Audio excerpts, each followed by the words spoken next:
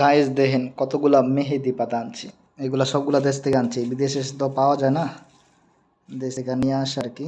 যদিও দেশ থেকে গাছটা নিয়ে আসছে আর কি, পরে গাছটা এখানে লাগাইছি, লাগানোর পরে পরে দিয়া মেহেদি দেওয়াটাও অনেকদিন মেহেদি দিই না চুলে, তো ভাবলাম যে এবার কিছু মেহেদি দিই চুলে, এবং জিনিসটাকে খুবই মিস করি আর কি। একটা সময় দেশে অনেক সময় দিতাম আর কি, কিন্তু এখন তো আর দেওয়া যাচ্ছে না। তো চুলের জন্য খুবই উপকার।